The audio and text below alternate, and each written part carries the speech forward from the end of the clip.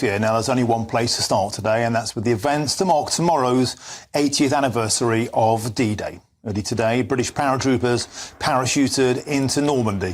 Back in 1944, airborne landings played a crucial role in making D-Day a huge success. And let's cross live now to Normandy and join my GBNews colleague Sophie Reaper. Sophie, absolutely incredible scenes. We saw the King and Queen in Britain. The King gave a hugely emotional speech. Those paratroopers coming down. Looks glorious behind you now. Please tell us more. Well, it's absolutely wonderful. The sheer number of events that have been put on in memory of the veterans and those people who gave their lives on D-Day is just absolutely immense. You're joining us here in the Bayeux Cemetery, where there are. I'll just step out so you can get a better shot there. There are 4,155 graves here, over 300 of which are for those soldiers who were unidentifiable. It's just absolutely awe-inspiring to see this. You just really can't believe the sheer volume of graves that are here, and this, of course, is just a fraction of them. Now, you're actually catching me at a quite emotional time. I spoke just about 20 minutes ago to a veteran that I've worked with for a number of years, Bernard Morgan. He is from the northwest where I'm from, and he fought on D-Day. He landed on the beaches here in Normandy, and whenever he speaks to me, it makes me incredibly emotional. Hearing what he remembers from that day, hearing about his comrades that were lost, and that he doesn't think of himself as a hero. He's just a survivor. The heroes are those men who gave their lives for our freedom. And it's incredibly emotional to speak to any veteran, especially poignant today and tomorrow, of course, on the 80th anniversary of D-Day, because it's likely that this will be the last big anniversary that we have of D-Day with some of our veterans still alive. So ever getting to speak to those men, those incredibly brave men who were willing to put their lives on the line, it's always incredibly special, and it really is an honour to get to speak to men like that, and Bernard Morgan is just one of them. So an incredibly special day, and the events are going to continue, of course. The anniversary tomorrow, we'll be bringing you all that coverage live here on GBNews. And Sophie, I can hear by your voice that your emotions are genuine. I completely understand that. I've been to that cemetery where you are there. I went there as a boy when I was about 13, and it's totally overwhelming. When you drive through those areas, they just go on and on and on, and the sheer volume and the magnitude and the size and the scope and the landscape of that physicality of seeing each one of those is one of the fallen. It's an incredible place. It really is, Sophie. Absolutely. You say my emotions are real. I apologise. Don't apologise.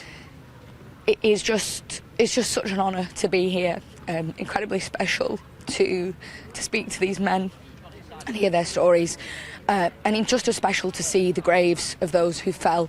And like you say, just the sheer volume of them, it's really quite upsetting. Yeah. But we're also here to celebrate what they fought for and what they won for us, which is our freedom, and that is the most important thing, that we respect and commemorate, but that we also celebrate what they sacrificed for us. Yes, Sophie, a wonderful, heartfelt opening to the show, and you're getting me going here. And the commemorative event at 4 o'clock, I'm sure there won't be a dry eye anywhere. Up to 1,000 are set to attend, the last surviving veterans of D-Day from the Allied forces and their descendants and veterans. Sophie Reaper, love you, darling. Thank you very much for that. That means a lot. Thank you very much. We'll come back to you later in the show. I've also been marking D-Day on this side of the channel today as well. And the King and the Queen were among the guests at a national commemorative event in Portsmouth, where the King appeared emotional as he paid tributes to the courage, resilience and the solidarity of veterans. Well, GBNews' Home and Security Editor Mark White is in Portsmouth. Mark, welcome to the show. It was a massively emotional and powerful speech by the King. I think it was pitch perfect. Yes, it was deep and heartfelt, there is no doubt, and the emotions really were being felt by so many people here, including the Queen.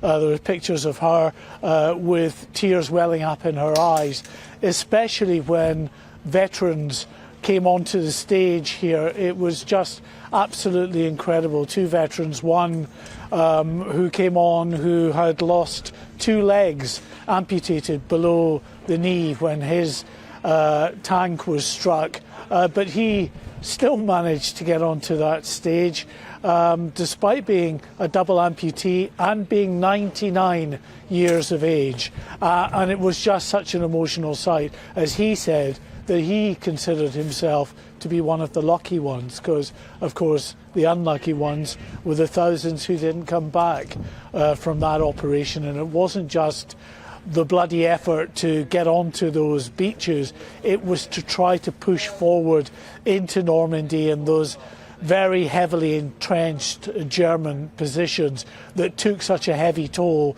on British and other allied nations during that campaign. It was a full 2 months really before they eventually managed to liberate Paris. Such was the attritional nature of what those troops were involved in.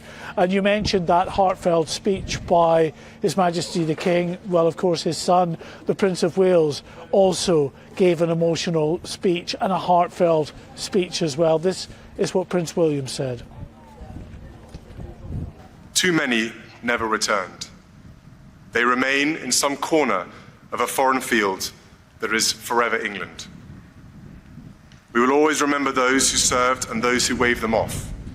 The mothers and fathers, brothers and sisters, sons and daughters who watched their loved ones go into battle, unsure if they would ever return. Today we remember the bravery of those who crossed this sea to liberate Europe.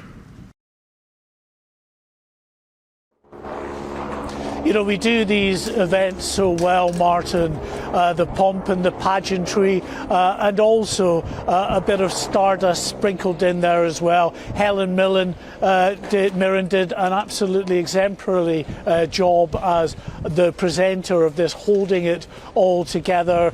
We had dancers who were up there playing the parts of GIs and young English girls during World War II.